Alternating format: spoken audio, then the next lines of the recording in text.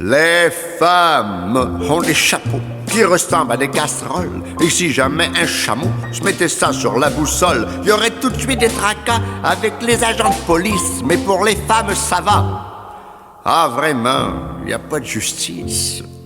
Les femmes qui sont au volant font un peu tout ce qu'elles veulent et on sait pas trop comment, se cassent jamais la gueule. Nous autres les fils d'Adam, si on passe sur un feu rouge, on se fait rentrer dedans. Et plus jamais on ne bouge. Papa la la la la, la dentelle pour les jupons. Papa la la la la, les trous pour les pantalons. Les femmes tiennent des discours qui riment à rien du tout, mais elles remplissent leur jour sans que ça leur coûte un sou. Nous, avec notre carcan, pour faire le tour du cadran, il nous faut tout un programme.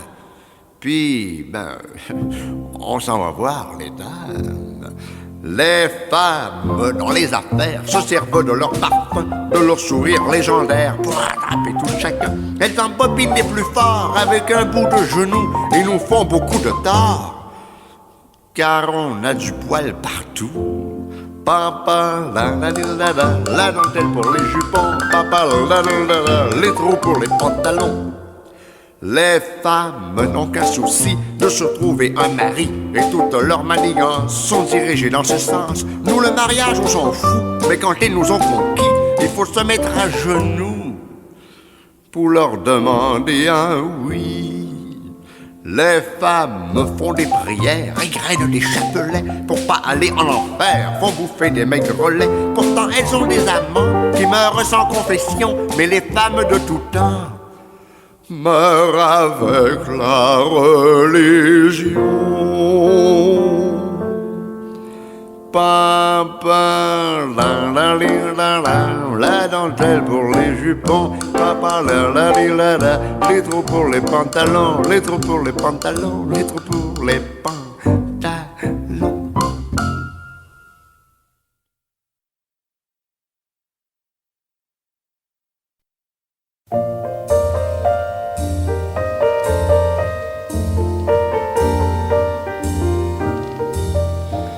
Avez-vous remarqué, sur les trottoirs, les petits enfants s'amusent? Avez-vous remarqué, sur les trottoirs, les grands passent et les usent?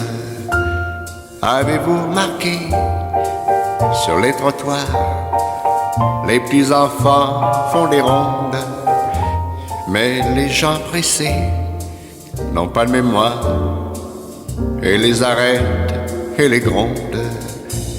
Avez-vous remarqué, sur les trottoirs, les petites filles jouent à la mer et les petites poupées, sans le savoir, ont un père à la guerre. Car sur les perrons, de petits soldats se livrent dure bataille.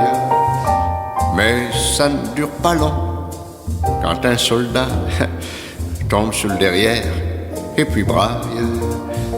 Avez-vous remarqué, sur les trottoirs, les petits enfants se racontent, tout improvisé, de belles histoires qui valent au moins bien des contes. Quelquefois les grands, dans l'auditoire, ridiculisent leur prose. Ce ne sont pas les grands, vous pouvez me croire, qui sauraient faire la même chose. Avez-vous remarqué, sur les trottoirs, quand on regarde là-haut, on peut voir briller dans toute sa gloire le ciel et son flambeau. Mais les grands qui passent sur les trottoirs ne voient même plus la lumière, car les grands qui passent sur les trottoirs regardent toujours par terre. C'est pourquoi, mon Dieu, je vous demande si cela est dans votre vue. C'est pourquoi, mon Dieu, je vous demande que les grands marchent dans la rue.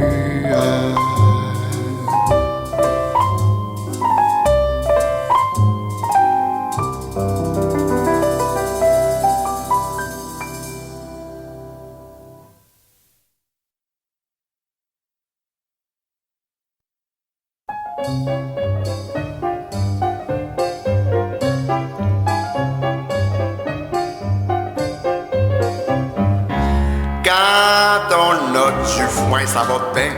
Quand on n'en a pas, ça va pas. Quand on a du foin, ça va bien. Quand on n'en a pas, ça va pas.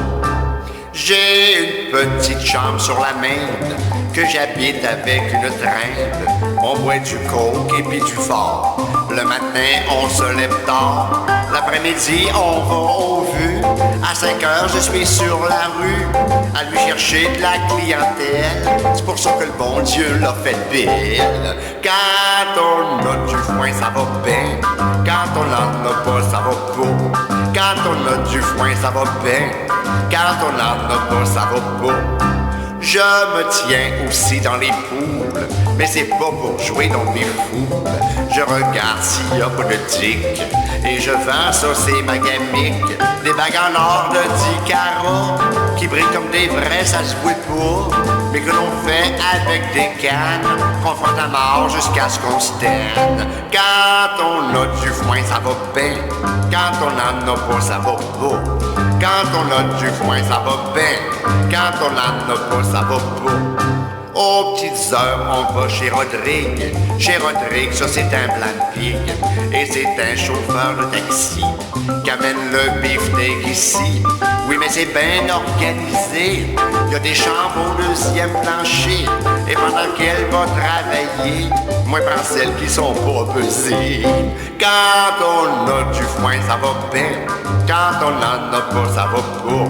Quand on a du foin, ça va bien. Quand on n'en a pas, ça va pas. Lorsque la guerre est arrivée, il a fallu que j'aille dans l'armée. J'ai bien pensé que c'était la fin, la belle vie où je faisais rien. On m'a fait driller une semaine, et puis j'ai vu le capitaine. Je lui ai présenté quelques pépés, on a marché 50-50. Quand on a du foin, ça va bien. Quand on n'en a pas, ça va pas. Quand on a du foin, ça va bien. Quand on n'en a pas, ça va pas.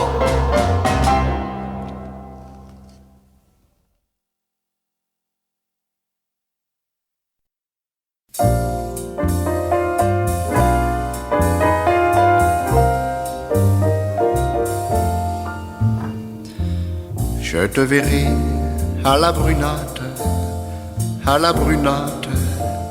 quand le soleil retournera à ses amantes, à son sommeil. Et si tu veux, ô ma très belle, tu chanteras cette chanson où Isabelle aimait un gars. Car tu la chantes si bien, long, l'air. Car tu la chantes si bien que je crois voir dans tes yeux clairs, même en dépit de la brunate, briller pour moi. Un peu de l'amour que tu chantes, si loin de moi.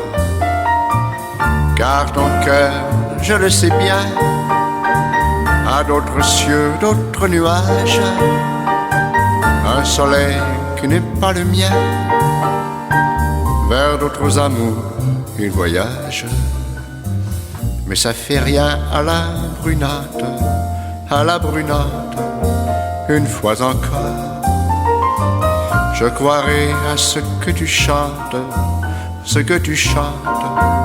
et plus encore. Car je garde l'espérance, long, l'air. Car je garde l'espérance qu'un jour au fond de tes yeux clairs, je verrai poindre à la brunette, le feu d'amour qui me torture et qui me hante, depuis toujours.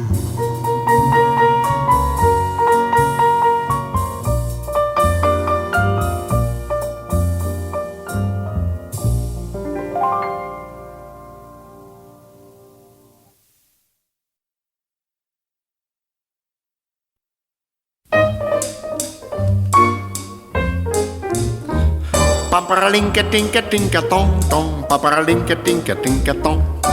Mon oncle Albert, c'est un millionnaire. Il a fait son argent avec la guerre. Il y a eu un contrat du gouvernement pour paver je ne sais quoi en ciment. Alors, comme il était payé autant, qu'au bien entendu, il a pris son temps.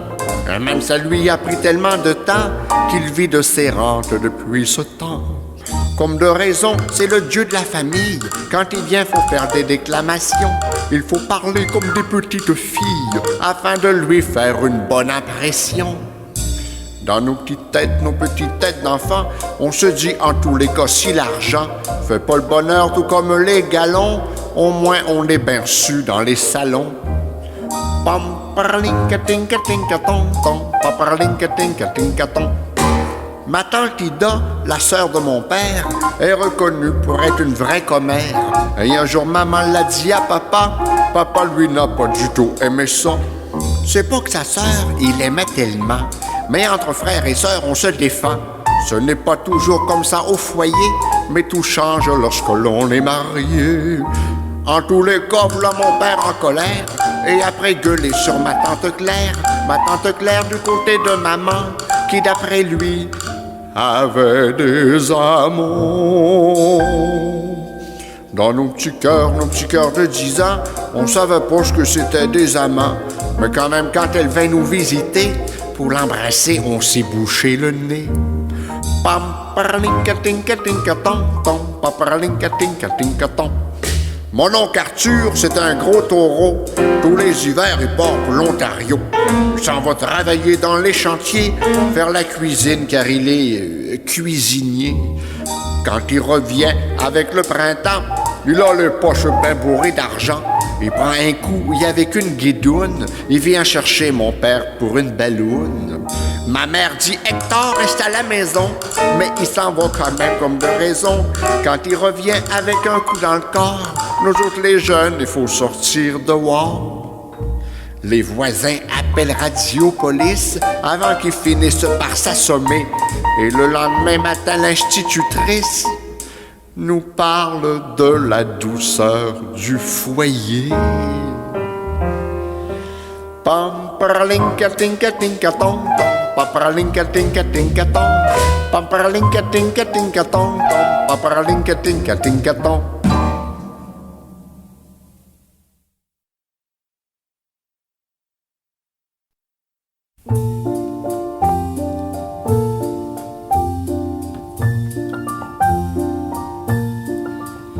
Il faut faire attention à son cœur. C'est un ami qui nous veut du bonheur. Mais l'amitié n'est jamais prisonnière. Pour la garder, il faut être sincère. Il faut faire attention à son cœur et ne pas le jouer à la roulette.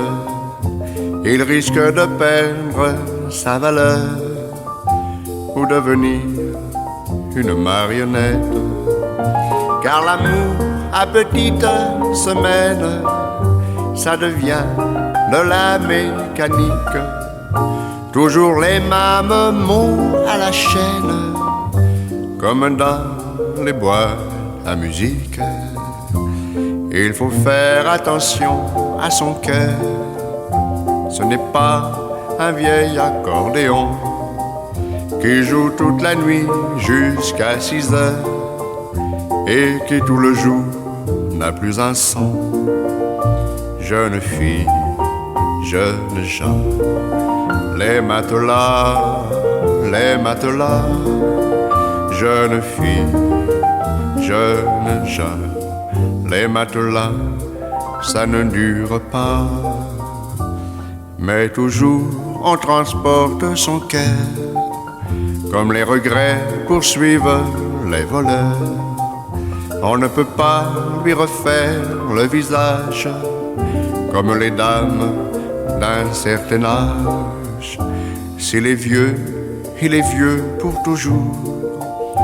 Avec lui, y a pas de tricherie. Quand un cœur devient amer et lourd, il est lourd pour toute la vie. S'il y avait un secret, une recette, elle ferait le tour de la terre pour recoller tous les cœurs en miettes. Mais il n'y a qu'une manière. Il faut faire attention à son cœur et ne pas trop le jouer à l'amour, afin qu'il garde toute sa fraîcheur et sa jeunesse jusqu'à la fin de nos jours.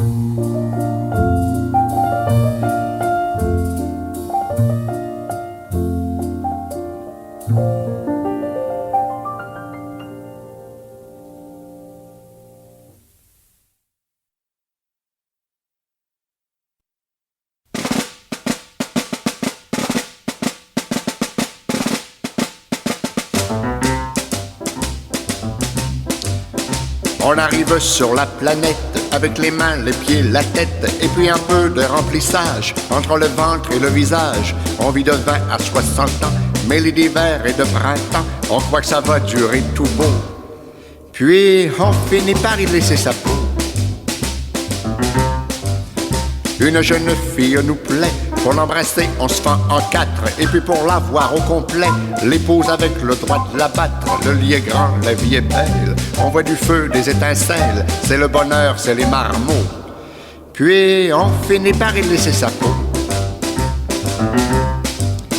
pour prendre un verre et se distraire, et puis oublier ses misères. On devient l'habitué d'un bar, toutes les nuits les yeux hagards, on rentre chez soi complètement sous, avec des larmes sur les joues, en disant demain qu'on boira de l'eau.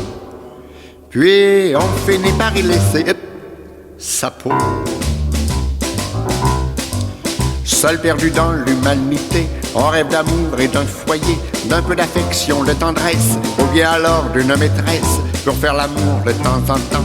Bon, mais quand arrive le printemps et qu'on a des goûts de taureau, puis on finit par laisser sa peau. Pour se ramasser un magot, on se travaille le cerveau. Les beaux jours passent sans qu'on les voit, préoccupés par ce qu'on croit être le bonheur à l'autre bout. Quand on aura enfin des sous, une maison ou une auto, puis on finit par y laisser sa peau. Mais il paraît qu'au temps dernier, on la retrouvera toute rapiécée. Au paradis, on reprise tout. Gênez-vous pas pour faire des trous.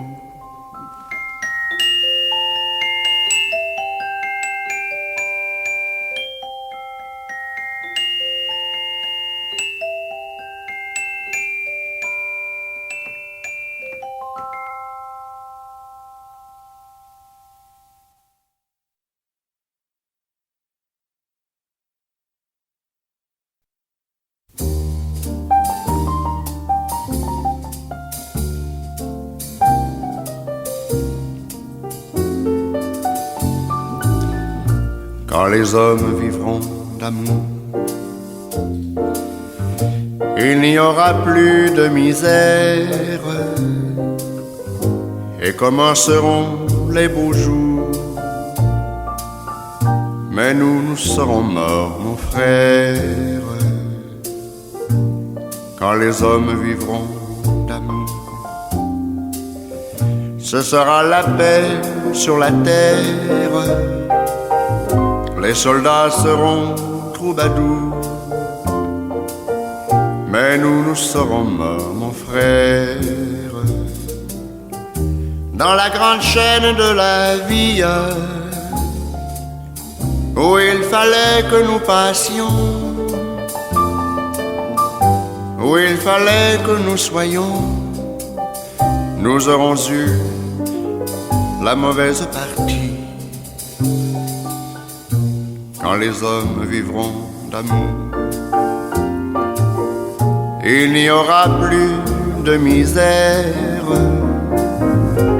et commenceront les beaux jours. Mais nous serons morts, mon frère. Mais quand les hommes vivront d'amour, qu'il n'y aura plus de misère, peut-être songeront-ils un jour à nous qui serons morts, mon frère, nous qui aurons au mauvais jour, dans la haine et puis dans la guerre, chercher la paix, chercher l'amour, qu'ils connaîtront alors, mon frère, dans la grande chaîne de la vie, pour qu'il y ait un meilleur temps. Il faut toujours quelques perdants, de la sagesse, ici-bas c'est le prix. Quand les hommes vivront d'amour, il n'y aura plus de misère et commenceront les beaux jours. Mais nous serons morts, mon frère.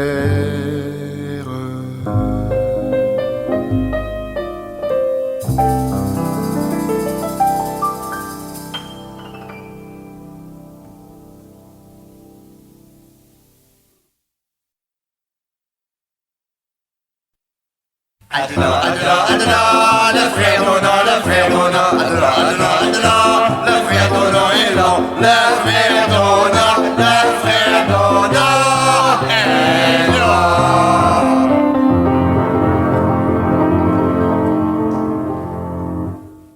Au temps où je faisais mes classes, avec le rêve de m'instruire, j'avais pour m'ouvrir à la grâce un professeur, et c'est peu dire. Il s'appelait le frère Donat, arrivait de l'Abitibi, et semblait se servir de ça comme raison ou alibi pour éclairer notre lumière avec des méthodes minières. Il descendait dans nos cerveaux, comme le mineur à sa galerie, en maugréant des tas de mots contre le ciel et puis la vie. Quand il nous faisait la grammaire, tornitruant, bombant le torse, alors nous maudissions nos mères de nous avoir sortis du carrosse. Prenez une plume et un crayon, bande d'abrutis, bande de gnochons, et rappelez-vous que le complément s'accorde des fois, mais pas souvent. Que le sujet et puis le verbe ont des tendances à se singer, et pour ce qui est des adverbes, mettez-vous-les où vous voudrez. Nantis de ces règles pratiques, nous faisions alors des dictées qui ressemblaient à un pique-nique à l'île Sainte-Hélène l'été. Dans la verdure de 2 pages, comme les amoureux peu sages, nous mettions des S on ne peut plus, comme autant de fruits défendus. Et les règles du participe en prenaient un coup avec nous, comme pour ce qui est des principes en Guinée chez les Papous. Je me souviens même une fois avoir mis de très bonne foi un X à la fin de bréviaire, car j'aimais beaucoup le vicaire. Le frère Donat, rouge et ravi, devant nos fautes se voyait, élevé à l'académie, d'avoir simplifié le français. Mais sa science de pédagogue atteignait le sommet des cieux lorsque, dans un long monologue, il venait à parler de Dieu. « Dieu est bon et toute grandeur », nous disait-il férocement, et racontait tous les malheurs qui nous guettaient au firmament. Avec une joie de bourreau, il décrivait, méticuleux, l'enfer et puis ses hauts fourneaux, les fourches, les cornes, c'était affreux. Cramponnés à notre pupitre, avec une âme encore pure, nous avions chaud à son épître, comme 3 putains et puis 2 durs. Tant qu'aux 10 commandements de Dieu, quand il les avait expliqués, on comprenait que les plus vieux avaient tendance à se pacter. Mais la somme de sa culture atteignait son raffinement lorsqu'avec une joie de dément, il nous parlait des créatures. « La femme, disait le frère Donat, c'est le démon en bigoudi. Il faut vous éloigner de ça si vous voulez le paradis. Le mariage, c'est la guerre. Vous êtes au front toute la vie. Une fleur à la boutonnière et toujours la main au fusil. Et regardez tous ces malheureux, encore jeunes, déjà vieux. Et vous comprendrez, je l'espère, pour être heureux, faut faire un frère. » Il y avait alors un long silence.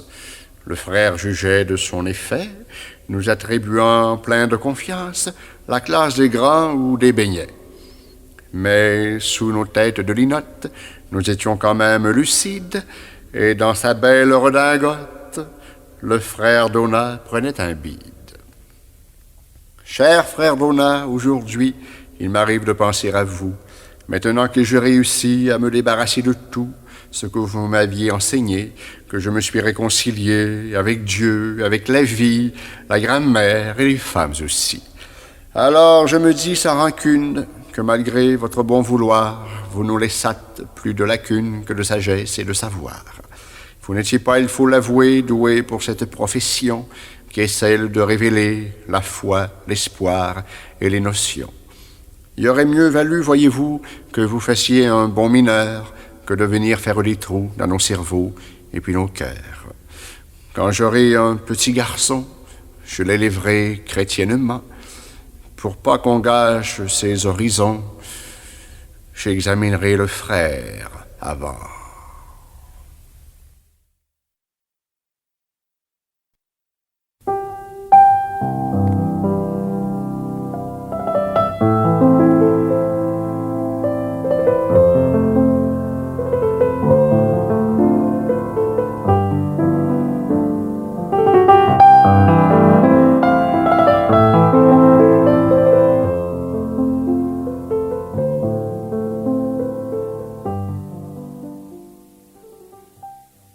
De tous mes souvenirs d'enfance, après l'été et les vacances, il y en est un qui me revient le soir, et c'est mes premières scènes noires.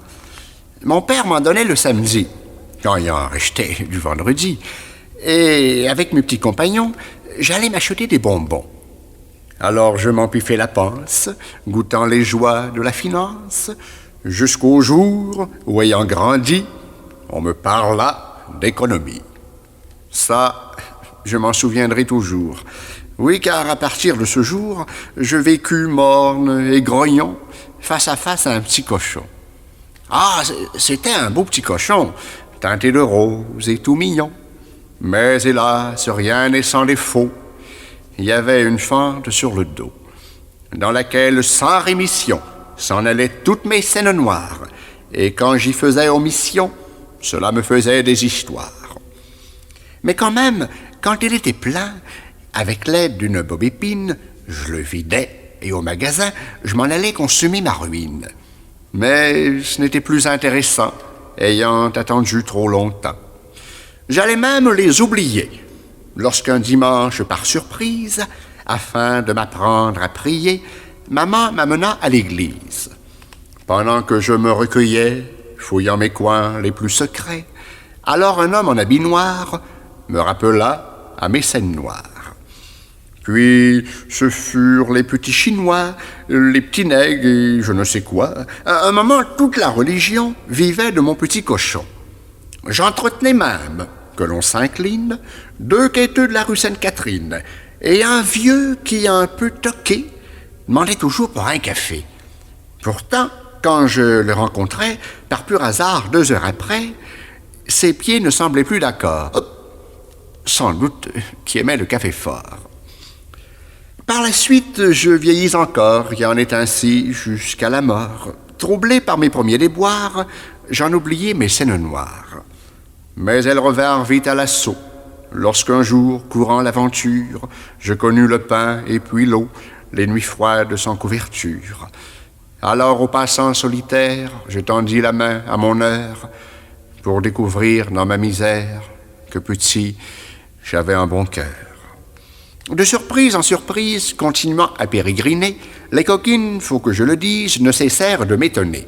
Il n'y a pas une maison où je ne les ai retrouvées, soit cachées dans un vieux chausson ou encore dans un sucrier. Jusque dans les fontaines publiques, je vis leur visage ironique. Je fus donc un jour étonné qu'il en restait sur le marché. Plus tard, je dus conclure amer que dans ce monde de misère, tout se résume, même l'histoire, à une poignée de scènes noires. Je dirais même, après réflexion, que si un jour, d'obligation, il fallait rendre à César ce qui appartient à César, il y aurait d'ouvrage en viande à chien pour lui ramasser tout son bien. Il y aurait plutôt à risquer qu'il s'en fasse encore emprunter.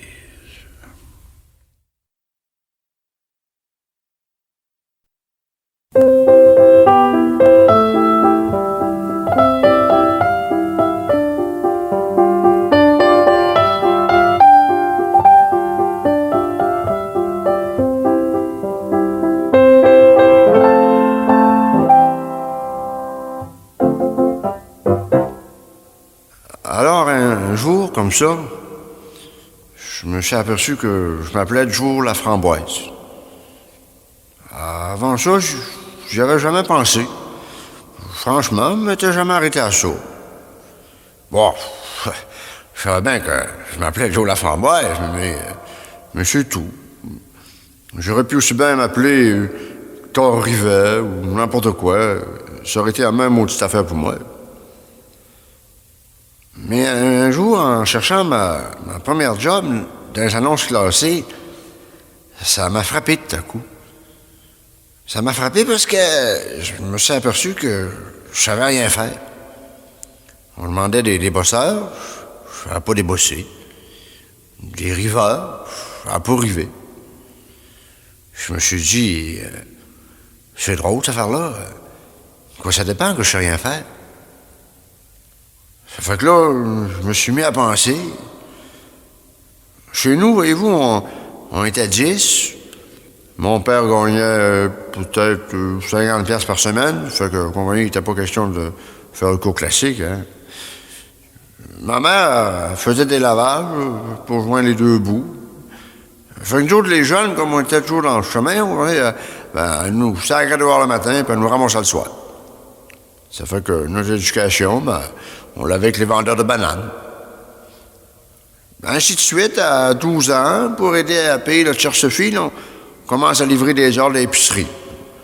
On fait ça pendant quelques années, puis juste là, comme on va avoir l'alimentation, là, le patron nous sacre dehors pour engager son neveu. Alors, de fil en aiguille, on se retrouve à 20 ans, 20 annonces classées, et puis on sait rien faire. Ça fait qu'on s'engage comme journalier pour pelleter de la terre. Mais, pelle de la terre, tu te tannes.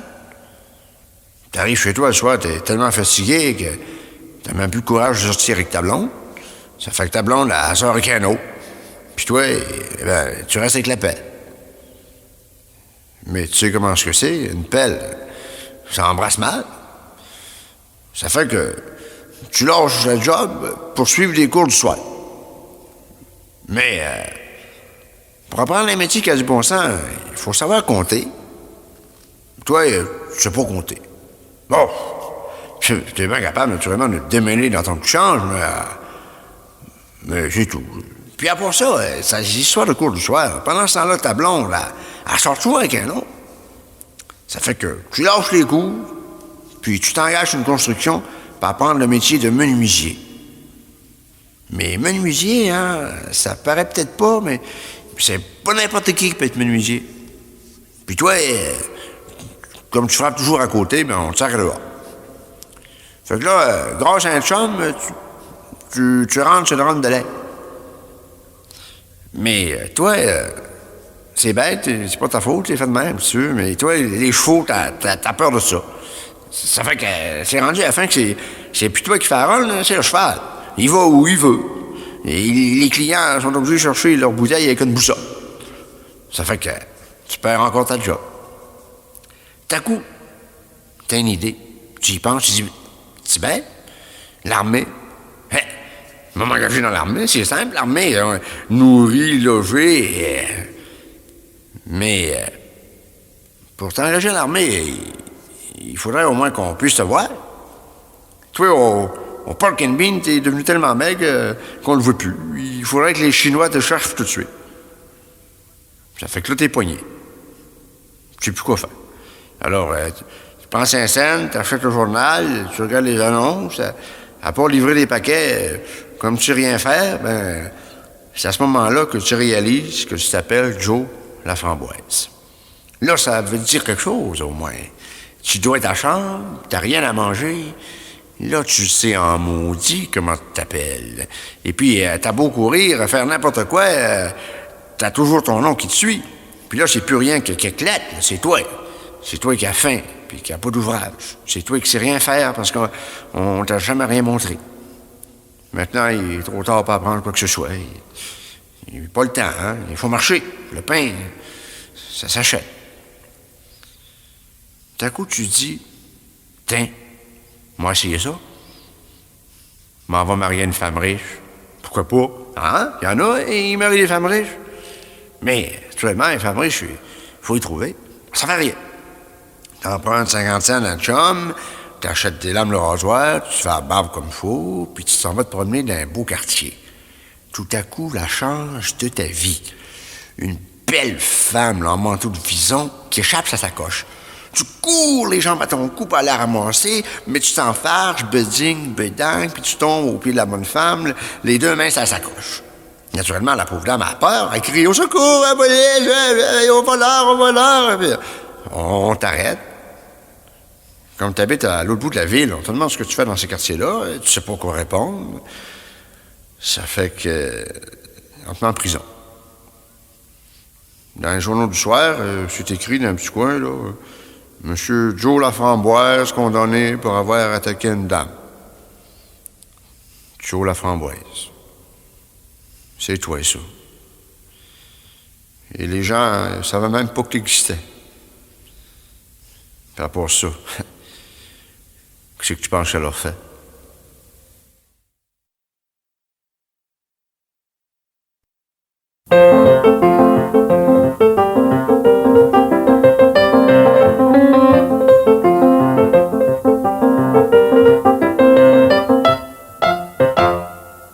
Sentant le beau temps qui venait, un jour je me louai un chalet, avec l'idée bien arrêtée de ne rien faire et me reposer. Pour ce, je signai un contrat qui me donnait pendant 3 mois, tout près d'une petite rivière, le droit de chauffer mon derrière. Le château comprenait 3 chambres, une cuisine, un poêle à bois, une berceuse pour bercer mes membres, une chasse d'eau qui marchait pas. Dans ce paysage perdu, loin des voitures et loin des rues, j'allais reposer mon esprit lorsqu'arrivèrent mes amis. Deuxième partie. Des amis, c'est très sympathique, en ville devant un petit verre. Dans un chalet comme les moustiques, c'est achalant, ça n'a pas de manière.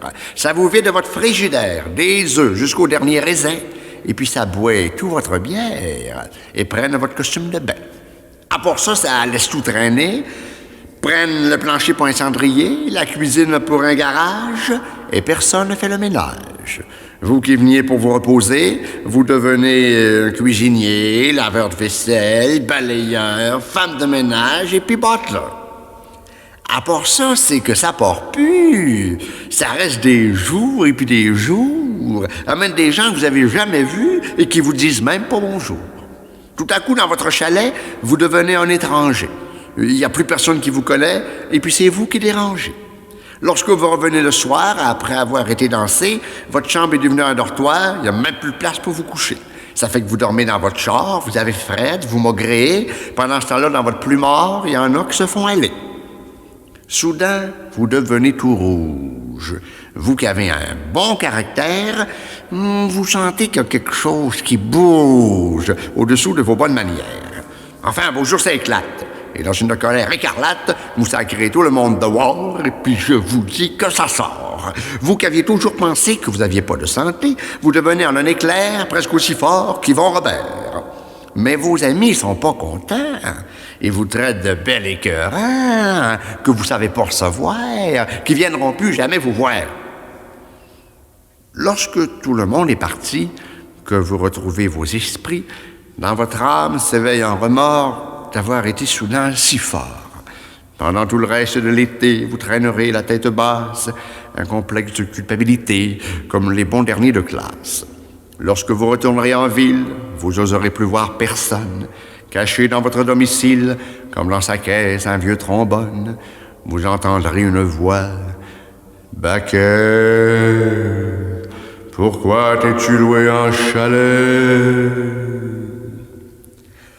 Mesdames, messieurs qui m'écoutez, quand reviendra le temps des bleuets, si vous voulez vous reposer, allez jamais vous louer un chalet. Ou bien alors, prenez-les très loin, que vous puissiez dire à vos confrères, ben là, tu vois, là, tu prends le petit chemin, tu fais 2 milles jusqu'à Rivière, puis tu vas voir un gros sapin et à ta gauche, une clairière. Bon, ben, tu traverses pas la rivière, non, puis tu tournes pas à la clairière. Non, tu suis le petit chemin jusqu'à un autre gros sapin. Puis là, tu vas voir une grosse roche, et à ta gauche, t'as un chemin tout croche. Tu suis ce chemin pendant 2 milles, et puis mon chalet, c'est bien facile, il est juste 1 mille après où c'est que le chemin fait un crochet. Ainsi, peut-être que vous pourrez alors passer un bel été. Sinon, il vaut mieux, croyez-moi, passer les vacances chez soi.